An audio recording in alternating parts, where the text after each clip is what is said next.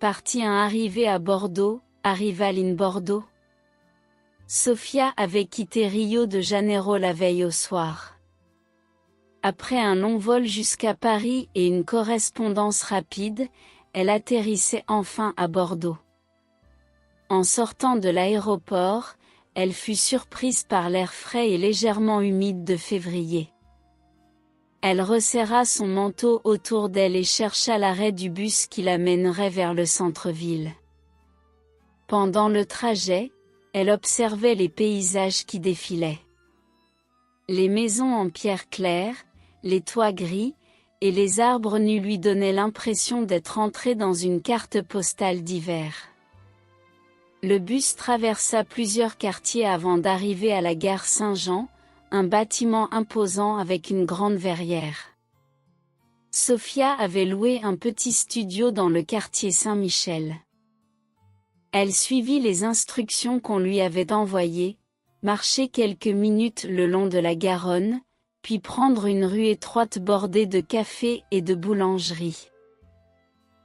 L'odeur du pain chaud et du café fraîchement moulu l'accompagnait. En trouvant enfin la porte bleue de son immeuble, elle eut l'impression de franchir un seuil vers une nouvelle vie. À l'intérieur, le logement était simple mais lumineux. Une grande fenêtre donnait sur les toits, et on voyait au loin la flèche de la basilique Saint-Michel. Elle posa sa valise, se fit un thé et s'assit quelques minutes pour respirer.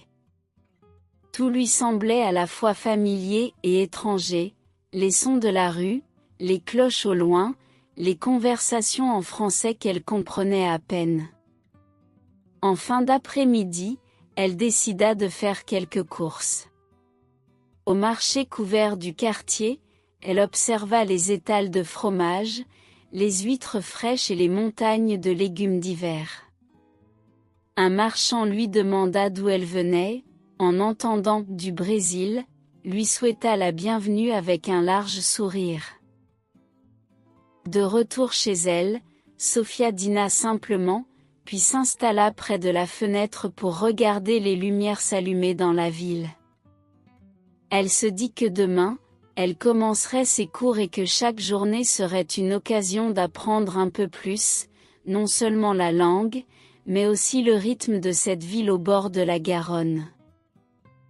Partie 2. Premiers jours de cours, First Day of Class. Le lendemain matin, Sofia se réveilla tôt, encore un peu désorientée par le décalage horaire. Elle prit un petit déjeuner simple, du pain frais acheté la veille, du beurre et un café noir. La lumière grise de l'hiver entrait doucement par la fenêtre. Elle avait noté l'adresse de l'école de français où elle devait se rendre. En sortant, l'air frais la saisit immédiatement. Les rues étaient déjà animées, des cyclistes passaient rapidement, des enfants en manteaux colorés marchaient vers l'école en tenant la main de leurs parents. Sofia suivit le plan sur son téléphone et traversa plusieurs petites places pavées. En arrivant devant l'école, un ancien bâtiment de pierre blonde, elle se sentit nerveuse. Dans le hall, une femme souriante à l'accueil lui demanda son nom et l'invita à attendre avec les autres nouveaux étudiants. Il y avait des personnes venues d'Espagne, du Japon, de Turquie, du Canada.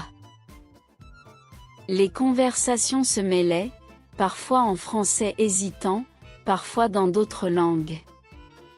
Le professeur, un homme grand aux cheveux poivre et sel, les conduisit dans une salle lumineuse.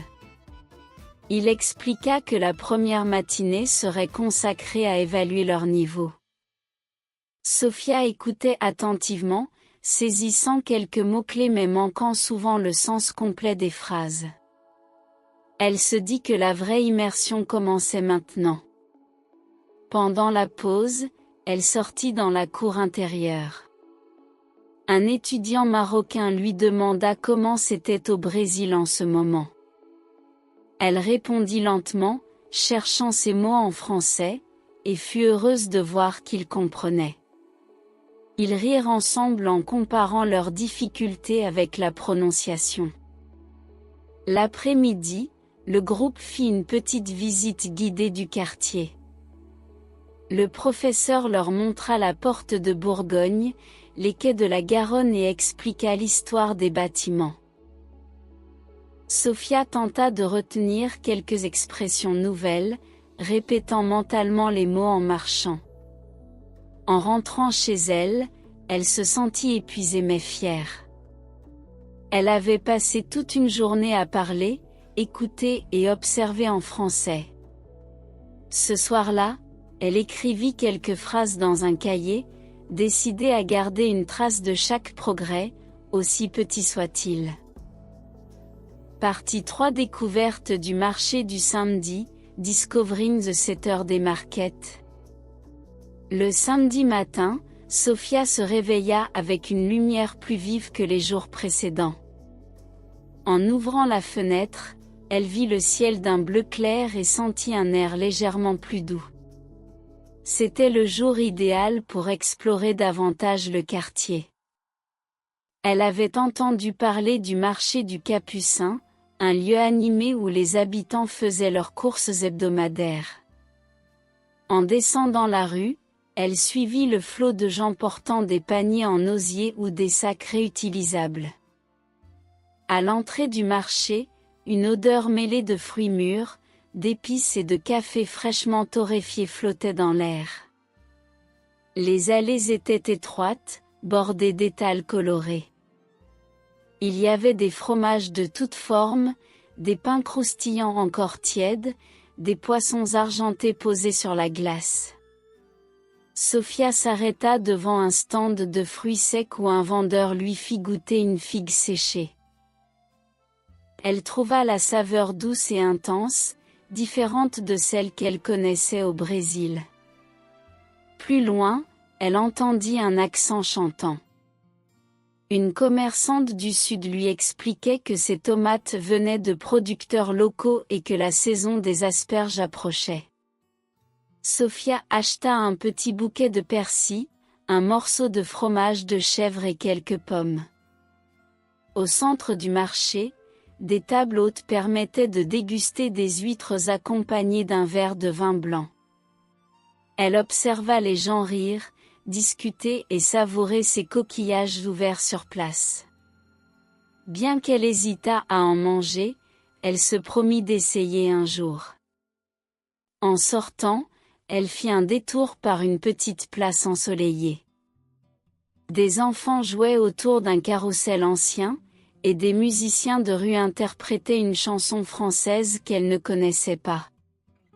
Elle s'assit un moment, profitant de cette atmosphère vivante, et prit quelques photos pour les envoyer à sa famille. De retour chez elle, elle prépara une omelette avec les herbes et le fromage acheté. Le goût simple mais savoureux lui rappela que la cuisine française, même la plus modeste, avait quelque chose de spécial.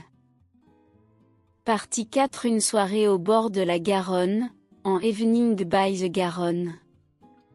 Une semaine après son arrivée, Sophia commençait à se sentir plus à l'aise dans la ville. Chaque matin, elle suivait ses cours, et l'après-midi, elle explorait un nouveau quartier. Ce vendredi, son professeur avait parlé d'un rassemblement amical organisé par des étudiants pour admirer le coucher de soleil sur la Garonne. Après les cours, elle retourna chez elle pour se changer. Le vent était léger, et le ciel prenait déjà des nuances dorées.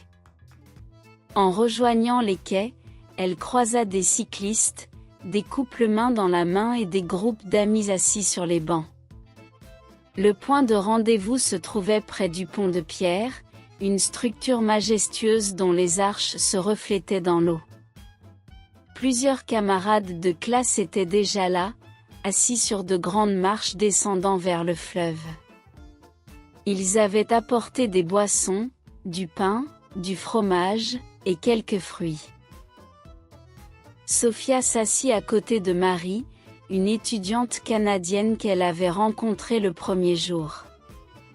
Marie lui raconta qu'elle adorait cet endroit, car on pouvait voir les lumières de la ville s'allumer peu à peu, créant un spectacle magique. Leur conversation passait du français à l'anglais, selon la difficulté des sujets. Au loin, un joueur de guitare improvisait quelques airs. Des passants s'arrêtaient, écoutaient, puis reprenaient leur chemin. Le ciel passa du doré à l'orangé, puis à un bleu profond. Les reflets dans l'eau semblaient danser avec le courant. Sophia prit un moment pour respirer profondément. Elle se sentait à la fois loin de chez elle et étrangement à sa place. La chaleur des échanges, le décor et la musique rendaient cette soirée inoubliable. En rentrant, elle se dit que vivre en France, ce n'était pas seulement apprendre la langue. C'était aussi apprendre à s'asseoir, à regarder et à écouter. Partie 5 premières invitations, First Invitation. Quelques jours plus tard, Sophia reçut un message de Claire, une étudiante française de sa classe, l'invitant à dîner chez elle avec quelques amis. Sophia hésita un instant, elle ne connaissait pas bien Claire et craignait de ne pas comprendre toutes les conversations. Mais elle décida d'accepter, pensant que ce serait une bonne occasion de pratiquer son français et de découvrir un repas typiquement français. Le soir venu, elle prit le tram jusqu'au quartier où habitait Claire. C'était un endroit calme, avec des immeubles anciens aux volets colorés. Claire l'accueillit avec un large sourire et l'invita à entrer. L'odeur qui venait de la cuisine était chaleureuse et appétissante, un mélange de vin, d'herbes et de légumes mijotés. Dans le salon, 3 autres invités discutaient autour d'un apéritif. On lui servit un petit verre de vin blanc et des tranches de saucisson. La conversation allait vite, et Sophia devait parfois deviner le sens des phrases grâce au contexte. Quand elle tentait de répondre, elle cherchait ses mots avec soin, et les autres l'encourageaient gentiment. Le dîner commença par une soupe de potiron onctueuse, suivie d'un plat de poulet rôti avec des pommes de terre dorées. Claire expliqua qu'en France, le fromage venait souvent avant le dessert, ce qui surprit Sophia. Elle goûta à un camembert crémeux et à un comté affiné, notant mentalement les noms pour les retenir. Pour finir, ils partagèrent une tarte aux pommes maison. La pâte était fine et légèrement caramélisée, et l'odeur de cannelle emplissait la pièce. Sophia complimenta Claire sur ses talents de cuisinière, et celle-ci répondit que la recette venait de sa grand-mère. La soirée se prolongea, rythmée par des rires et quelques anecdotes sur la vie à Bordeaux. En rentrant chez elle, Sophia se sentit reconnaissante. Elle avait franchi une petite barrière. Parler français pendant plusieurs heures d'affilée, même avec des hésitations, lui donnait confiance pour la suite. Partit si une excursion à Saint-Émilion, en excursion tout Saint-Émilion. Un samedi matin, Sophia rejoignit un petit groupe d'étudiants pour une sortie organisée par l'école. Leur destination était Saint-Émilion, un village médiéval célèbre pour ses vins et son patrimoine historique. Le trajet en bus traversait des paysages vallonnés, couverts de vignes parfaitement alignées. Le guide expliqua que ces vignobles produisaient certains des crus les plus réputés de Bordeaux. En arrivant, Sophia fut frappée par la beauté du lieu. Les ruelles pavées serpentaient entre des maisons en pierre dorée, et l'air sentait la terre humide et les fleurs sauvages. Le groupe suivit le guide jusqu'à l'église monolithe, creusée entièrement dans la roche. À l'intérieur, la fraîcheur contrastait avec la chaleur douce du soleil extérieur. Après la visite, ils eurent du temps libre pour explorer.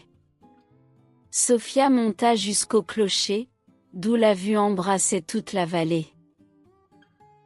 Les toits de tuiles s'étendaient jusqu'aux collines couvertes de vignes. Elle prit plusieurs photos, mais aussi quelques instants pour simplement observer, sans écran. Plus tard, le groupe se rendit dans une petite cave à vin. Un vigneron leur parla de la récolte, de la fermentation et du vieillissement en fût de chêne. Ils dégustèrent un verre d'un vin rouge corsé, aux arômes de fruits noirs et d'épices. Sofia n'était pas une grande connaisseuse, mais elle apprécia la richesse des saveurs. Avant de repartir, elle acheta une petite bouteille pour l'offrir à Claire, en souvenir de cette journée. Sur le chemin du retour, elle repensa aux histoires que le guide avait racontées sur le village, aux paysages et aux goûts découverts. Elle sentait que chaque sortie en dehors de Bordeaux lui révélait une nouvelle facette de la France, plus intime et plus vivante que les manuels de langue. Partie 7. Les marchés de Bordeaux, The Market of Bordeaux. Le dimanche suivant, Sofia décida de visiter le marché des Capucins, réputé pour sa diversité et son ambiance animée. Dès qu'elle franchit l'entrée, un mélange d'odeurs l'enveloppa, fromages affinés, pain chaud, fruits mûrs, poissons frais. Les allées étaient bondées, et les voix des marchands se mêlaient aux rires des clients. Elle s'arrêta devant un étal de fromage où un vendeur souriant lui demanda si elle voulait goûter. Il lui tendit un petit morceau de brebis crémeux. Elle le trouva délicieux et demanda comment on l'appelait. Le vendeur expliqua que c'était de l'osso irati, un fromage du Pays basque. Sofia nota mentalement le nom pour le retenir.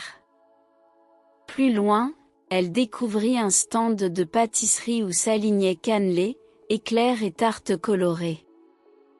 Elle acheta 2 cannelés, leur croûte caramélisée et leur cœur moelleux étaient un vrai régal. En dégustant, elle observa les Bordelais faire leurs courses. Certains discutaient longuement avec les marchands, d'autres se pressaient pour attraper les meilleures affaires. Près de la sortie, elle tomba sur un vendeur d'huîtres qui ouvrait les coquilles avec une rapidité impressionnante. Des clients mangeaient sur place, debout autour de petites tables hautes, accompagnant les huîtres d'un verre de vin blanc frais. Sofia hésita, mais finit par essayer. Le goût iodé et légèrement salé lui rappela les vacances à la mer de son enfance. En quittant le marché, elle avait le sac rempli de produits, fruits, fromages, pain, et une petite boîte de pâtisserie. Elle se dit que revenir ici chaque semaine pourrait devenir un rituel agréable, un moyen de goûter un peu plus à la vie locale. Partie 8. Premier cours de cuisine, First Cooking Lesson. Un après-midi, Sofia reçut un message de Claire lui proposant de participer à un atelier de cuisine chez un chef local. Curieuse, elle accepta immédiatement. L'atelier se tenait dans une petite école culinaire, nichée dans une rue tranquille du centre-ville. La pièce sentait déjà le beurre fondu et les herbes fraîches. Le chef, un homme d'une 50aine d'années au tablier immaculé, expliqua que le menu du jour serait une quiche lorraine et une tarte tatin. Sofia, qui n'avait jamais préparé ces plats, écouta attentivement chaque instruction. Il montra comment préparer la pâte, la pétrir doucement, puis la laisser reposer. Le bruit des couteaux sur les planches, le parfum des oignons caramélisant dans la poêle, tout contribuait à créer une atmosphère chaleureuse. Sofia travaillait à côté d'une autre participante, une étudiante japonaise, avec qui elle échangea quelques mots en français. Elles rirent de leur maladresse, surtout lorsqu'un morceau de pâte s'échappa de la table et tomba par terre. La quiche sortit du four doré, garnie de lardons et de fromage fondant. Puis vint le tour de la tarte tatin, dont le caramel coulait doucement sur les pommes tendres. Le chef leur raconta l'histoire du dessert, inventé par accident par deux sœurs dans un hôtel de Sologne. À la fin, tout le groupe s'assit autour d'une grande table pour déguster leur création. Sophia savourait chaque bouchée, fière d'avoir participé à la préparation. Elle repartit avec les recettes imprimées et l'envie de reproduire ses plats pour ses amis. Partie 9. Une promenade sur la Garonne, à Walk along the Garonne. Un soir d'été, après une journée de cours, Sophia décida de se promener le long de la Garonne. Le soleil commençait à descendre, projetant une lumière dorée sur l'eau. Les quais étaient animés, des familles se promenaient, des couples marchaient main dans la main, des cyclistes slalomaient entre les passants. Sophia marcha lentement, profitant de l'air doux et du bruit régulier de l'eau contre les berges. Elle passa devant le miroir d'eau, où des enfants jouaient pieds nus, éclaboussant autour d'eux. La place de la Bourse se reflétait parfaitement dans la mince couche d'eau, créant une image presque irréelle. Elle continua jusqu'au pont de pierre, un ouvrage ancien qui reliait les deux rives. En traversant, elle observa la vue sur la ville, les façades blondes du centre historique, les clochers d'église, et plus loin, les quartiers modernes. Au milieu du pont, elle s'arrêta pour regarder le courant, hypnotisée par le mouvement constant de la rivière. Sur l'autre rive, l'atmosphère changeait. Les quais étaient plus calmes, bordés d'arbres et de petits cafés où quelques clients sirotaient un verre. Sophia s'assit à une terrasse, commanda un jus de pêche et sortit un carnet de croquis qu'elle emportait parfois. Elle essaya de dessiner le pont avec ses arches et la lumière du crépuscule. Lorsque la nuit tomba, les lampadaires s'allumèrent et le pont se para de lumière jaune. Sophia reprit le chemin du retour, le cœur léger, avec la sensation d'avoir découvert un autre visage de Bordeaux. Partie d'invitation chez une famille bordelaise, invitation tout à Bordeaux Family Home. Un samedi matin, Claire invita Sophia à déjeuner chez ses parents, qui vivaient dans une maison ancienne à la périphérie de Bordeaux. Elles prirent le tram, puis marchèrent quelques minutes à travers un quartier résidentiel calme, bordé de jardins fleuris. La maison, avec ses volets bleus et son parfum de rose venant du jardin, avait un charme discret. Les parents de Claire accueillirent Sophia avec chaleur. Madame Dubois, une femme souriante aux cheveux argentés, lui proposa de visiter le jardin. Il y avait des rangées de tomates, des herbes aromatiques, et un vieux figuier qui donnait des fruits sucrés en fin d'été. Monsieur Dubois, passionné de vin, montra à Sophia une petite cave où il conservait quelques bouteilles sélectionnées. Le déjeuner se déroula dans la salle à manger, autour d'une grande table en bois. En entrée, ils servirent une salade de tomates du jardin, accompagnée de fromage de chèvre. Puis vint un poulet rôti parfumé au thym et au romarin, avec des pommes de terre dorées. Sophia savourait chaque bouchée et essayait de participer à la conversation, même si parfois elle cherchait ses mots. La discussion porta sur la différence entre les repas français et américains. Monsieur Dubois expliqua que pour lui, un repas n'était pas seulement de la nourriture, mais un moment de partage et de lenteur. Sophia acquiesça, comprenant que ces instants faisaient partie intégrante de la culture. Après le dessert, une tarte aux figues du jardin, Sofia remercia chaleureusement la famille pour leur accueil. En repartant, elle sentit qu'elle avait vécu un moment authentique, une immersion dans la vie quotidienne française. Partie 11. Une excursion à Saint-Émilion, à Triptoux-Saint-Émilion. Par un dimanche ensoleillé, Sofia et Claire décidèrent de prendre le train pour visiter Saint-Émilion, un village médiéval célèbre pour ses vins. Le trajet ne dura qu'une quarantaine de minutes, mais dès la sortie de la gare, le paysage changea complètement. Des collines couvertes de vignes s'étendaient à perte de vue, avec des rangées bien alignées qui brillaient sous le soleil. Elles marchèrent jusqu'au centre du village, où des ruelles pavées serpentaient entre de vieilles maisons en pierre blonde. L'air sentait le pain chaud et le raisin mûr. Sofia admirait les petites boutiques vendant des spécialités locales, macarons de Saint-Émilion, confitures artisanales, bouteilles de Grand Cru. Elles visitèrent l'église monolithe, creusée directement dans la roche. À l'intérieur, la fraîcheur contrastait avec la chaleur extérieure, et Sofia écoutait attentivement les explications du guide sur l'histoire de ce lieu unique. Du clocher, elles eurent une vue panoramique sur les vignobles environnants. Pour le déjeuner, elles s'installèrent à la terrasse d'un restaurant qui proposait un menu régional, foie gras, magret de canard, et bien sûr, un verre de vin rouge local pour accompagner le repas. Sofia, qui buvait rarement du vin, goûta prudemment mais apprécia la richesse des arômes. L'après-midi, elles se perdirent volontairement dans les petites ruelles, découvrant des coins calmes où le temps semblait s'être arrêté.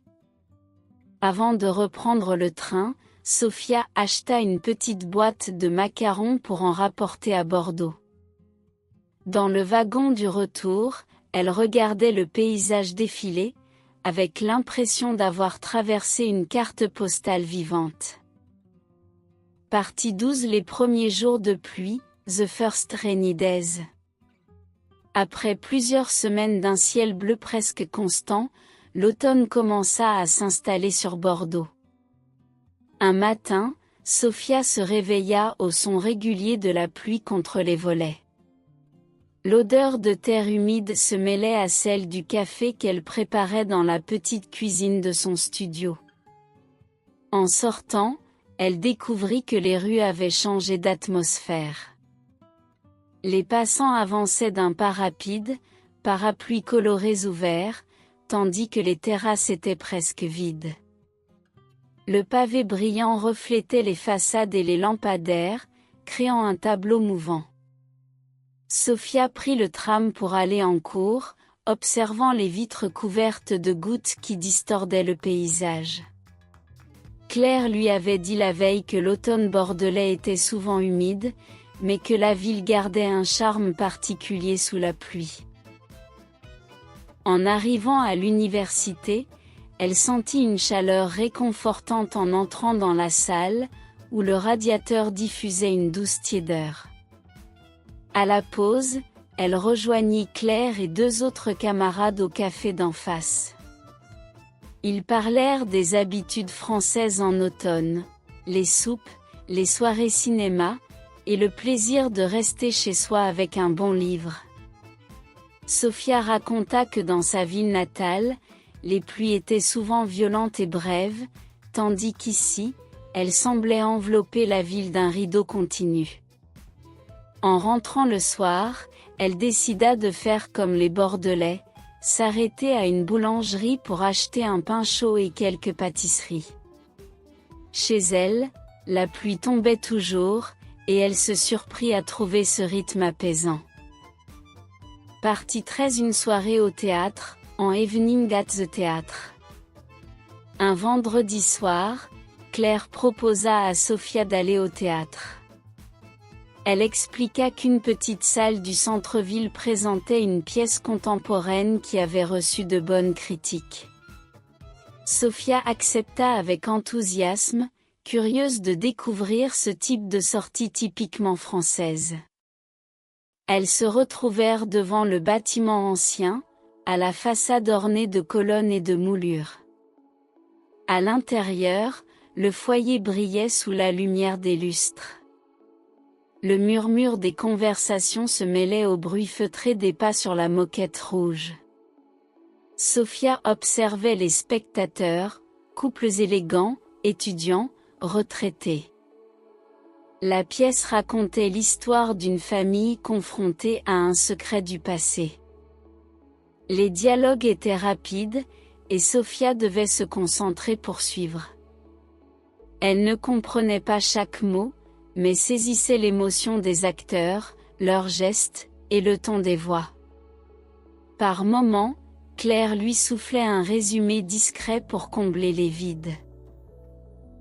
À l'entracte, elles sortirent dans la cour intérieure pour boire un verre. Claire lui expliqua que cette salle, autrefois un entrepôt à vin, avait été transformée en théâtre dans les années 1980. Sophia aimait l'idée que le lieu portait encore une partie de l'histoire de Bordeaux. La deuxième partie fut encore plus intense. La fin, émouvante, laissa un silence prolongé dans la salle avant les applaudissements. En sortant, Sophia sentit qu'elle avait franchi une étape, même sans tout comprendre, elle pouvait vivre pleinement une expérience culturelle en français.